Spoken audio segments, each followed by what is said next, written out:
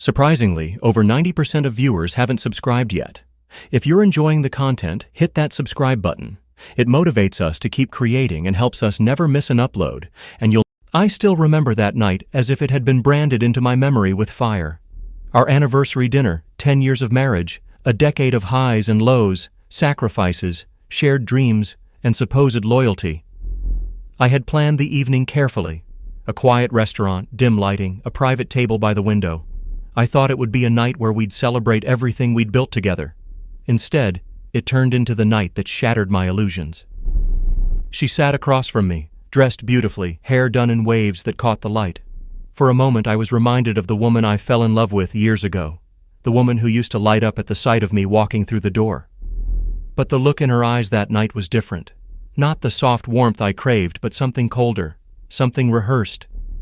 When the waiter left after pouring our wine, she leaned forward, a sly smile playing on her lips. "I have a surprise for you," she said. I smiled back, clueless. "Oh?" I thought the dinner was the surprise. Her smile widened, but it wasn't the kind of smile that made me feel loved. It was sharp, cruel. "Tonight," she said, "I'm going to bring another man into our bed." The words didn't register at first. I laughed awkwardly, waiting for her to say she was joking. But she didn't laugh. She held my gaze with unnerving calm, as if this was the most natural announcement in the world. My fork clattered against the plate. "What did you just say?" "You heard me," she said, her voice steady. "I've been thinking a lot about us, and I realized something. I need more excitement. I need to feel wanted. Imagine what it will do for our marriage if you see how desirable I am, how men still crave me. It'll spark something in you. You'll thank me later." I stared at her, unable to speak. My chest tightened. My hands trembled under the table. Was she serious? Or was this some twisted test? When I finally found my voice, it came out low and sharp. "The moment that bastard steps foot into my house, I'll turn him into a mess. And then I'll throw both of you out onto the street for the neighbors to laugh at." Her expression didn't falter. She actually seemed amused by my reaction, as if she'd expected nothing less. And then, as if the universe was staging a cruel joke, the doorbell rang. She leaned back in her chair and smirked. "That'll be him." My pulse roared in my ears. My mind raced. This couldn't be real. Not on our anniversary. Not after everything I'd given up for her, everything I'd worked for. But the smug certainty in her eyes told me it was all too real. I pushed back from the table, my chair scraping loudly against the floor. My legs felt like they belonged to someone else as I walked to the door. And in that moment, before I turned the handle, a million thoughts collided in my head. Should I unleash the fury building in my chest? Should I walk away, never look back, and let her wallow in her own humiliation? Or should I play this carefully, make sure that every ounce of betrayal she planned to inflict on me came back to her tenfold? I opened the door, and what I saw standing on the other side confirmed everything I had feared, and more. The man standing at my door was not some faceless stranger. He was her co-worker. I'd seen him before, at company picnics, holiday parties, and once when I stopped by her office to surprise her with lunch. His name was Mark. Mid-40s, slicked back hair, the kind of polished smile that came off more like a sales pitch than genuine warmth. And here he was, at my doorstep, on the night of my anniversary, wearing a smug look that made my fists tighten at my sides. "Evening," he said casually, as if this were normal, as if he were an invited guest. My wife appeared behind me, her voice dripping with excitement. "Come in, Mark. He knows." He stepped forward, but I didn't move out of the way. For a long moment we stood there, me blocking the door, him staring back, her watching with amusement. Finally, I forced myself to step aside. Not because I welcomed him, but because something in me shifted. I realized this wasn't the moment to explode. She wanted me to lose control, to throw a scene, maybe even to strike him. She wanted that chaos so she could spin the story later, make me the villain, make herself the victim. No. If she thought I'd play into her hands, she was dead wrong. "Make yourself at home," I said quietly, stepping back and shutting the door. The look on her face flickered for just a second. She expected me to rage, to scream. Instead, I was calm. Too calm. and she didn't know what to do with that. Mark smirked, walking past me as if he owned the place. He took a seat at my dining table, the same table I'd worked overtime to pay for, the same table where I'd once helped my daughter with homework, the same table where my wife and I had laughed over takeout on countless nights. Now it felt poisoned. I sat down too, not touching my food. My wife poured Mark a glass of wine, practically glowing as she handed it to him. She touched his arm, giggled at something he said, and every second was like a dagger twisting in my chest, but I stayed quiet. "See," she said at last, looking at me with mock sympathy. "It doesn't have to be a big deal. This is good for us. You'll see." I leaned back, studying her. "You think this makes you desirable?" She raised an eyebrow. "It proves I still can be. You've gotten so predictable, so boring. I need this. We need this." Mark grinned, clearly enjoying the spectacle. I wanted to throw him out right then, but instead, I forced a smile. "You're right," I said slowly. "Maybe I've been too predictable." Her face lit up, mistaking my calm for surrender. "Finally," she said, relief in her tone. But inside, I was already planning. I let them drink, let them talk. I even excused myself, pretending to grab another bottle from the kitchen. In reality, I was thinking through every step of what I needed to do. I knew one thing for certain. I wasn't going to lose my dignity in this house tonight. If she wanted to play games, I'd make sure she lost everything by the time I was done. I returned to the table, placing the bottle down with steady hands. "Why don't we toast?" I said. "To what?" she asked, grinning. "To truth," I said. My eyes lingered on her longer than on him. "May it always come out in the end." We clinked glasses, though mine remained untouched.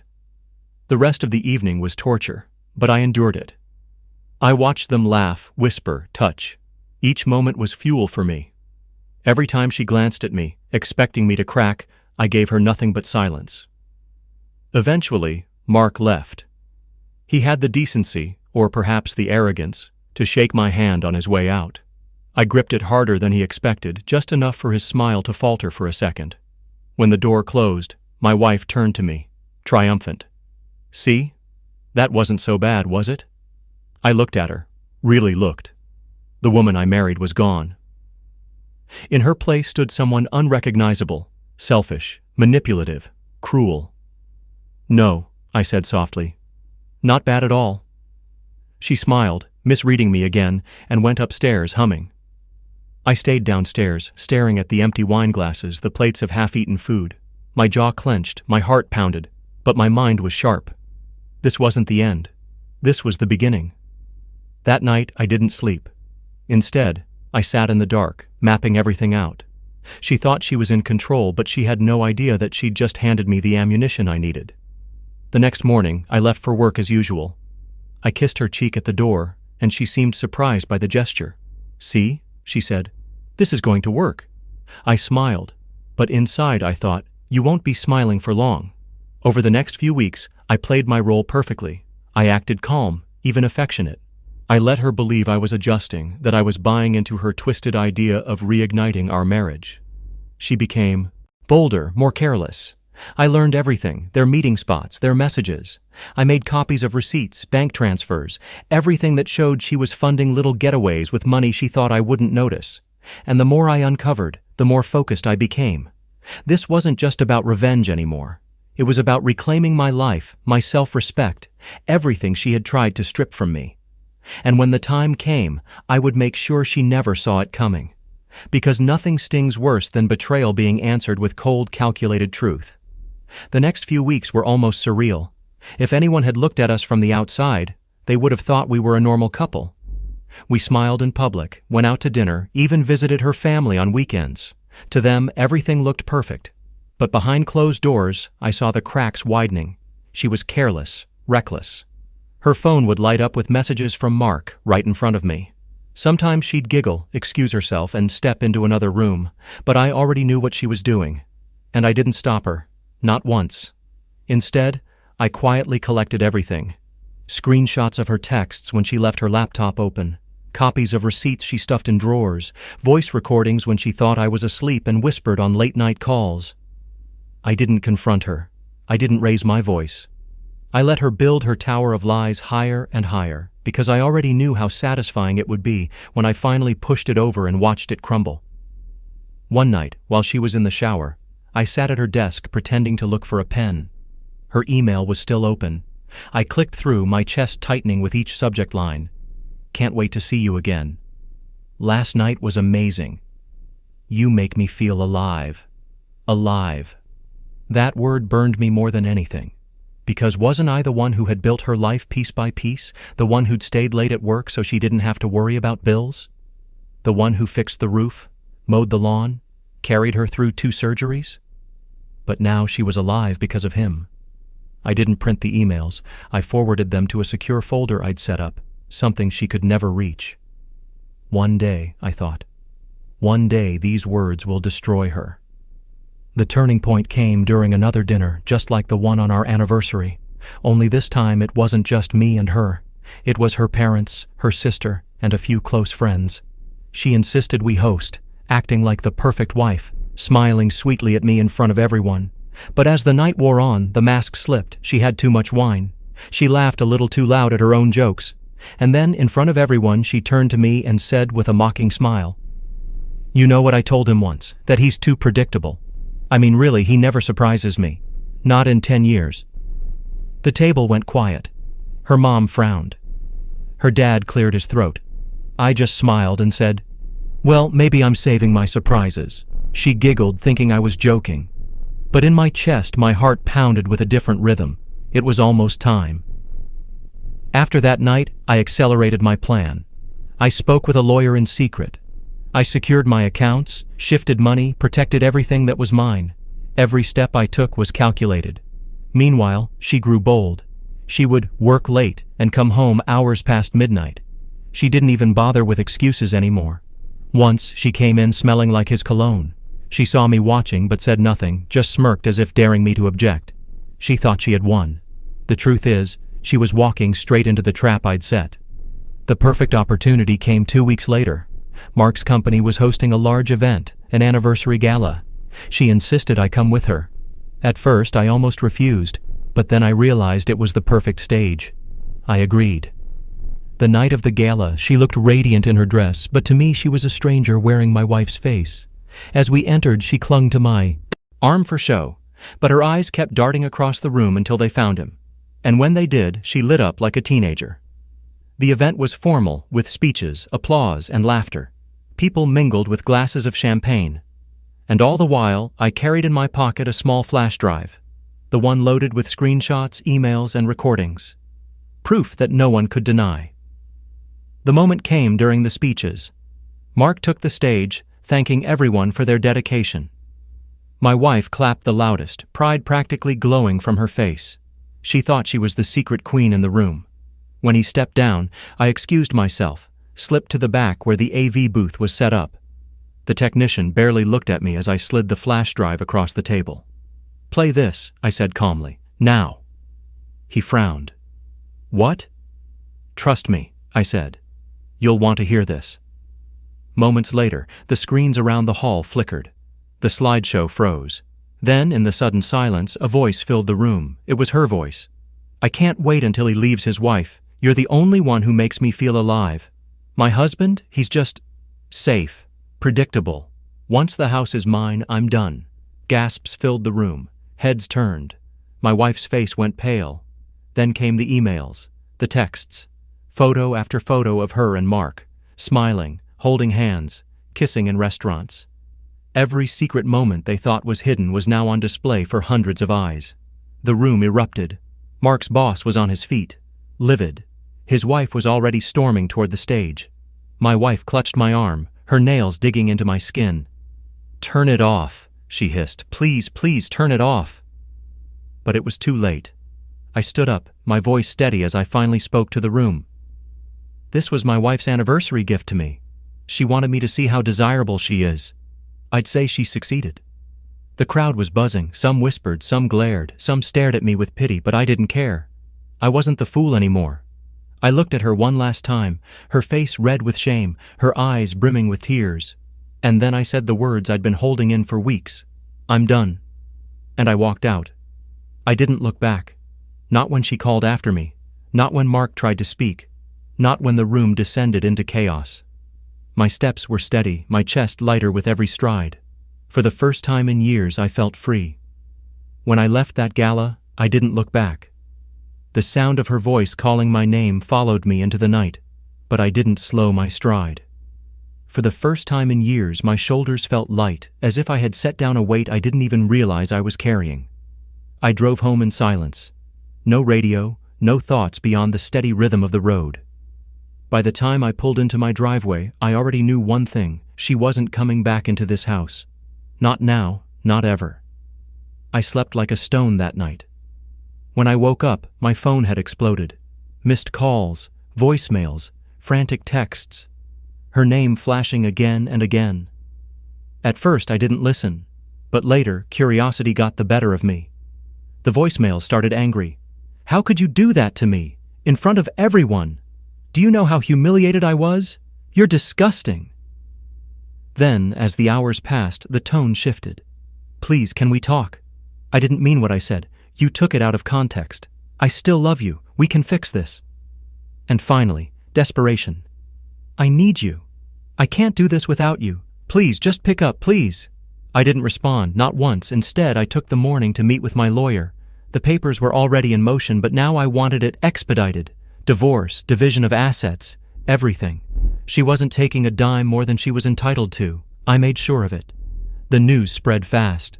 Within a week, everyone in her circle knew what had happened at the gala. She couldn't show her face without whispers following her.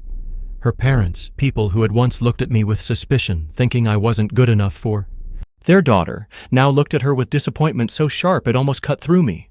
Her mother even called me once. "I don't know what to say," she admitted, her voice weary. I thought she was better than this. I didn't respond. There was nothing to say. As for Mark, the fallout was even swifter. His wife left him within days, taking the kids with her. His boss placed him on indefinite leave, which everyone knew was just a polite way of saying he was done. I heard through the grapevine that he had to move out of his house and rent a small apartment. Good. Meanwhile, I rebuilt quietly. I threw myself into my work, hit the gym, reconnected with friends I hadn't seen in years. For the first time in a long time, I felt like me again. Not just someone's husband, not just a shadow waiting in the background. Of course, she didn't give up. She showed up at my office one afternoon, makeup smeared, eyes swollen from crying. The receptionist told me she was downstairs begging to see me. I told them to send her away. 10 minutes later, she texted, "I'm outside. I won't leave until you talk to me." So I went downstairs. She was standing there on the sidewalk, shivering despite the sun, her hands twisting in front of her. When she saw me, her face lit up with a desperate kind of hope. "Please," she whispered. "Just 5 minutes. Please, I need to explain." "There's nothing left to explain," I said evenly. "I made a mistake. I was stupid. It didn't mean anything. He didn't mean anything. I just wanted, I don't know, excitement. But it was you. It was always you. Please don't do this." Her voice cracked. People were staring. A woman walking her dog slowed down just to watch. I felt a strange calm. "You wanted excitement," I said. "You got it. You wanted to feel desirable, like you told me? Well, congratulations. You were desirable enough to blow up your marriage, your family's trust, and his career. Was it worth it?" Tears spilled down her cheeks. She reached for my hand, but I pulled it back. "Don't," I said sharply. Her lip trembled. "I can change. I can prove to you." I shook my head. "No, you don't exist in my life anymore. You're not my wife. You're not my partner. You're not even my friend. Whatever fantasy you thought you had, it's over." The look on her face at that moment, I'll never forget it. It was like watching a person realize in real time that they'd lost everything. Her shoulders slumped. Her eyes went hollow. She opened her mouth, but no words came out. And then finally she whispered, "You really mean that?" I nodded once. "Goodbye." I turned and walked away, leaving her standing there on the sidewalk as the world moved around her. That was the last time I saw her. Since then, my life has been mine again. No more lies, no more humiliation, no more walking on eggshells. Just freedom. And the priceless look on her face, the exact moment she realized I was gone forever, that was worth more than any revenge I could have planned. Because in that instant she understood the truth. She didn't leave me. I left her, and I never looked back.